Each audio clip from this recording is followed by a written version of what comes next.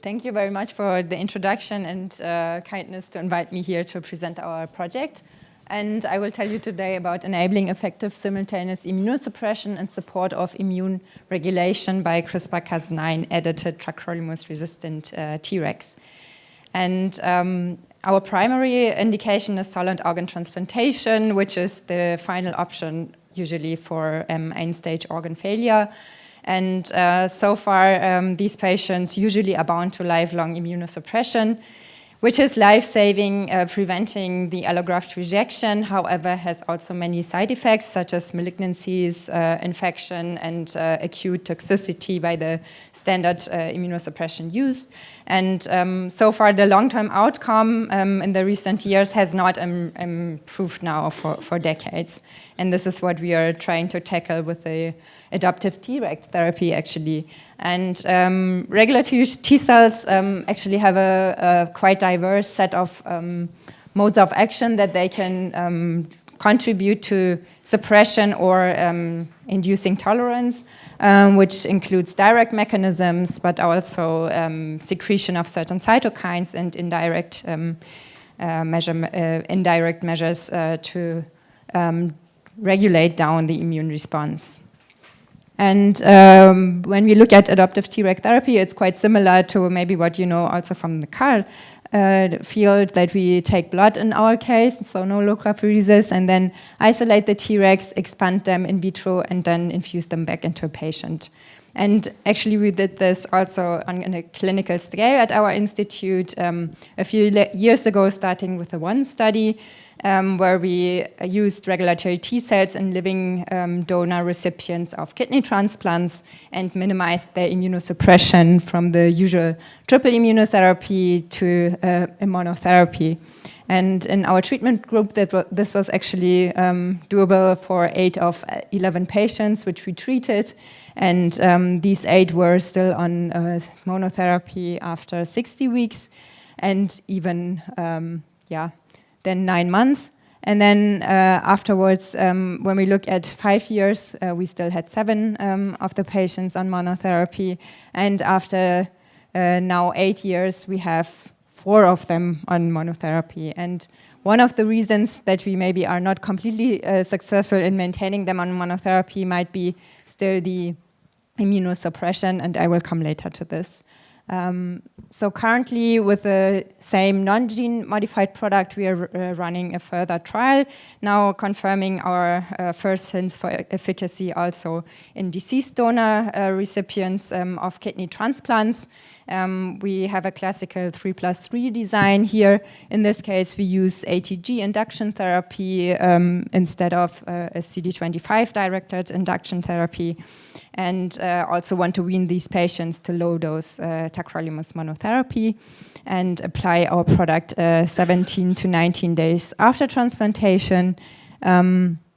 We are running this trial at the moment and already recruited a patient. And now I'm coming back to why this might be problematic, that these patients are on long-term immunosuppression, because, for example, calcineurin inhibitors also affect the functionality of regulatory T cells. And this is actually why we came up with one option maybe to optimize our product, which is based on CRISPR-Cas ribonucleoprotein. So actually we take the recombinant Cas9 protein and a single guide RNA, and then knock out the adapter protein, which is required for the function of tacrolimus to suppress T cell activation and also Treg activation. And with this gene-modified product, we hope to have a solution for a better long-term outcome of the patient. I just show you a few data to convince you about our product. So actually, we are able to genetically modify the product at quite high or satisfying efficiency of around 70%. And we can get enough T cells out of, or regulatory T cells in the end after our expansion period of roughly 3 weeks. We confirm that these cells are anti-inflammatory, so they don't produce IL-2 or TNF-alpha, for example, and that these Treg are stable, which we show by looking at the promoter region of the FOXP3, the so-called Treg-specific demethylation region. So in effector-T cells or unstable Treg, this region is methylated. And when we have a stable Treg, this region is demethylated. And by bisulfite sequencing, we can actually analyze this in our product. And we see here, if we expand conventional T cells with our manufacturing process, we have unstable cells or effector cells, which are methylated in this region. But if we expand Treg, no matter whether they are gene modified or not, we have a high degree of TSDR demethylation, which is a sign for stable Treg. We further looked into the clonality of these products. So if we will have hyperproliferation induced by our genetic modification, we would expect that the clonality goes substantially up in our product, which was not the case.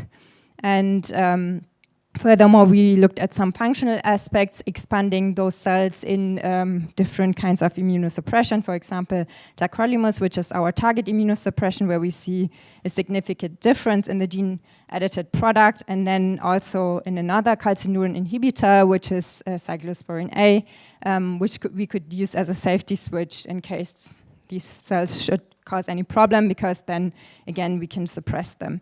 And then we also looked at the suppression of effector T cell expansion as one hint for functionality of our product, and we can suppress this quite substantially with the gene-modified product. Furthermore, we see an increase in CTLA4, which is also one of the functional markers Treg suppress with, and we actually see a significant upregulation of this marker in presence of tacrolimus is the most pronounced situation in this case. Furthermore, we did a deep analysis of our product in CiteSeq, so cellular indexing of transcriptomics and epitopes, where we look both at the transcriptome of these cells and also some individual proteins. And we assigned then different subclasses in our UMAP and mapped them from conventional T cells against wild-type Treg and the gene-modified Treg in unstimulated and stimulated states.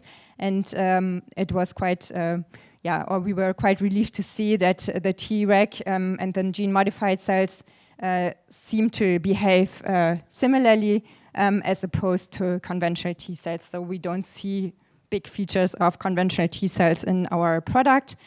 And then we expanded this product also for 7 days in different immunosuppressants, again, the tacrolimus and the alternative calcineurin. And when we stimulate those cells, we actually see an impact of the tacrolimus and the wild-type cells, which is no longer the case if we have the gene-modified product, but we see the same, or more or less the same effect if we then use a different calcineurin inhibitor.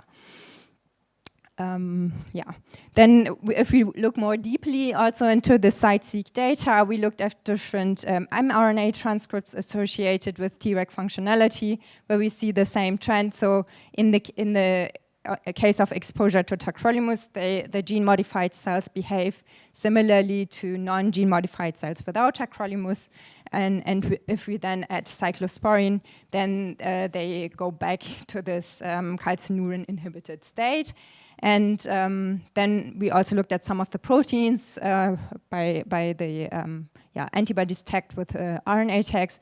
And for example, CD73 contributes to induction of a rather anti-inflammatory metabolomic state, which breaks down ATP. And again, CTLA4 as a functional marker of Treg is upregulated in the case we expose the gene-modified cells to tacrolimus, whereas it's downregulated in the wild-type Treg. And we see similar trends also for IL-10 gene expression, which you can see here. Having shown some hints for probably superiority of this product, we were also concerned about the safety of our product, of course, because using CRISPR-Cas, it could be that gene elements which are similar to this FKBP12 coding gene might be affected, and we'd use different methods to actually predict off targets which might be hit by the same Cas9 and guide RNA combination, which we did both or in silico as one part. Then we did a cell-based assay, which is guide sequencing, and then also a cell-free assay where you just mix DNA and Cas9 protein and the specific guide RNA, and we identified areas which might be affected. And then validated these in our product. So we took DNA from the patients and did amplicon sequencing for the predicted areas. And here is one example from one of the products that we produced from a healthy donor. And you see that most of these amplicons are similarly sequenced in the wild type as also in the gene-modified product. However, if we look at our on-target, so our FKBP12 coding gene, then we see, in this case, close to 100% variation in the gene-modified product, which is quite assuring as well. And in the end, after many different methods and trying out many things, we ended up with a GMP-compliant manufacturing process. We actually take 50 ml of peripheral blood from these patients and then do one enrichment step using the Clinimax and then go to the Titer cell sorter, because we want to make sure that we have a very pure Treg starting population. Because as you can imagine, if we have effector-T cells in our product, which are by chance also allospecific, and you would gene edit them being resistant to tacrolimus, we would have a really bad situation. And this is why we are doing these two enrichment steps to completely get rid of CD8 cells and also of conventional CD4 T cells. We then, as we have a very small amount of starting cells, we use G-Rexes for expansion, and then a Lonza electroporation cassette where we have a volume of only 1 milliliter, where we then electroporate these cells to achieve the knockout of the FKBP12 coding gene, inducing the tacrolimus resistance. And then we have further expansion steps in small and big G-Rexes before we then go to an infusion system, which can be used with a normal perfuser. Okay, maybe I quickly go also to through the regulatory achievements that we have made so far. First of all, it was also not easy to get the license to actually produce the starting material whole blood in our case, so we had to actually establish a collection site to collect whole blood or produce whole blood from our local authority. Then, of course, we had to qualify our GMP laboratories as a gene technology facility. Furthermore, then we could perform the validation runs for the so-called Treg tacrolimus product. And then in December 22, actually already, we applied for the manufacturing authorization, having the complete preclinical data set and validation runs ready. We were then inspected in July last year by the local authority. And then after addressing the major points they raised, finally acquired the manufacturing authorization in May this year and want to submit this month to the clinical trial application, where we actually collect the blood 2 weeks in advance to the transplantation, addressing living donor kidney transplant recipients.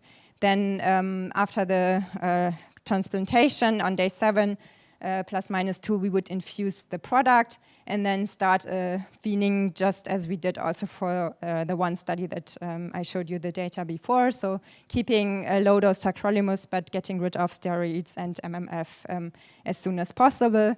And we will also use a classical 3+3 design here. And our primary endpoint would be biopsy-confirmed acute rejection in week 60, whereas we are following them until week 80 officially in this trial protocol. And with the ATMP pilot, actually, we proposed maybe another design in this area of medicine, which was usually used for oncology and maybe some also in autoimmunity. But the basket trial, which was so far not implemented for the solid organ transplantation, and we develop a system now that we can do a bigger study actually with different kinds of solid organ transplants, including kidney, liver, heart, lung, pancreas, and we talk about the others at the moment. We would like to use the same doses as proposed in our first-in-human study here, maybe 2 to 3 weeks after the solid organ transplantation, as many of these organs are only transplanted from deceased donors. And there, of course, we cannot take the blood in advance because we cannot plan when they will be transplanted. We just have the chance to take it actually on the day of their transplantation and then prepare the product. And then compare this to also a control group not receiving Tregs, where we maybe get rid of the steroid, but they would keep on the tacrolimus and MMF. And yeah, this is what we are currently discussing. Actually, I also want to show you what developed on the side. Maybe also out of this is tacrolimus-resistant antiviral T-cell products, where we have a BMBF project, the so-called TREAT project, addressing the translation of this also to a ready-to tech transfer level for GMP, and we already published some data on this and now can expand CMV, EBV, influenza, SARS-CoV-2, and also adenoviral products with a similar technology as talking of a platform technology. And yeah, then in the discussion, we want to come to the ways, maybe how to commercialize or make this product available. So as one basis, we have IP on the so-called immunosuppressant resistant T cells for adaptive immunotherapy. And of course, one way would be to go the classical licensing industry pathway. We are currently talking with one spin-off of Charité, how they can maybe license parts of our patent, but then also we have the option maybe with academic centers of excellence to make this product available. And actually the basis for this is of course a GMP unit, and currently we are having the so-called Laboratory for Experimental and Applied Cell Therapies in-house in our institute. It's a GMP facility with 4 clean rooms, then QC and QA labs, of course, and also labs for process development. And we are both S1 and S2 gene technology facility. And then what is upcoming also at Charité at the same campus is on the one hand the ATMP lab under the stem cell facility umbrella, who are waiting for approval now since the beginning of the year. They are addressing their last critical points to actually then get the allowance to produce CAR T cells together with you. And then we are also building a very big clean room building currently, and hopefully this will be ready in 25, where we would have 10 clean rooms and QC/QA labs on 4 different levels, and plan this also as a S2 gene technology facility to then actually be able to realize more academic projects and do more clinical trials, although this is mainly focusing on early combined 1 phase 2A and maybe 2B clinical trials in our case. Yeah, so with this, I would like to thank you for your attention and, of course, everyone who contributed, which is always a very big team. Yeah.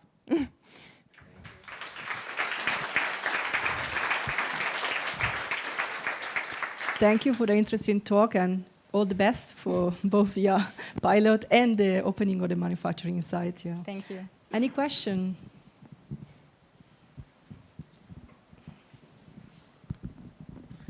Hi, thank you for the talk. Did you see a decrease in expansion rates in your modified Treg compared to natural Treg, like in the one study? Actually not. Directly after the electroporation, we have a certain lag phase, of course, but maybe this is also process dependent, because for the expansion of our regulatory T cells, we use rapamycin. And rapamycin actually also binds to FKBP12 to exert its function. So these cells are less prone to the induction of or the inhibition of proliferation by rapamycin. So we actually get higher cell numbers for this product. Sorry. You get,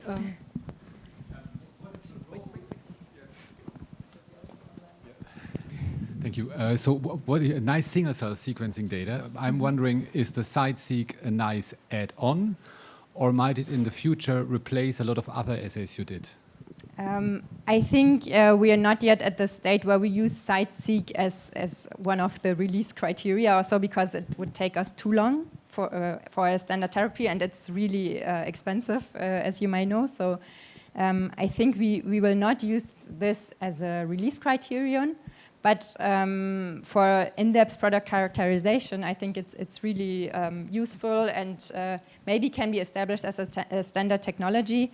And actually, one spin-off of Charité, CheckImmune, they're working on standardizing this assay also for clinical trials to follow up patients, and actually then also the product in the peripheral blood of the patients. And this is also what we plan here, to have the data both from the product and then later on in the patient, maybe to identify which of the cells actually do the job and expand and further optimize the product in the end. The other could be that if you have a major change in production, you usually get then a lot of burn from regulatory authorities. And if you would be able to show that the CiteSeq data are the same as before, then you could argue towards this. So if the CiteSeq data after a major production change would be the very same as before, you could maybe convince authorities, but I think this needs to come from different investigators. So that's why I try to encourage you maybe to use it for that. Yeah, we are really interested also, of course, in this because as you have seen, we have still a lot of manual steps, and we would like to go through automation, and this is actually what we then need to not repeat everything from the beginning and show everything again with the preclinical data. Yeah, very relevant. As you start with 50 ml of blood, I would be interested to know how high are the cell numbers after the sorting and before the expansion? Because, I mean, you'd expect perhaps 1% allo-responsive Tregs in the product, and the frequency will not increase upon expansion. So how high is the cell number? Yeah, actually it's quite patient-specific, of course. We have a mean of 1 million cells, I would say, at least 500,000, and can expand those cells. And actually, what we have observed in the previous trials, for example, as you say, the TCR composition in the beginning and in the end is the same in the product. However, this then evolves in the patient, and we hope that the right cells are triggered and then expand in the patient. Yes, but only a TCR allo-responsive cell is capable of suppressing an allo-response, so you don't increase the frequency of the Tregs in the patient, or the response, the antigen specificity. Yeah. So it's 5,000 cells that might respond. Okay. Yeah. Yeah. Can you share a little bit of your sorry. Can you share a little bit of your experience with the new technology and the authorities? How did they react?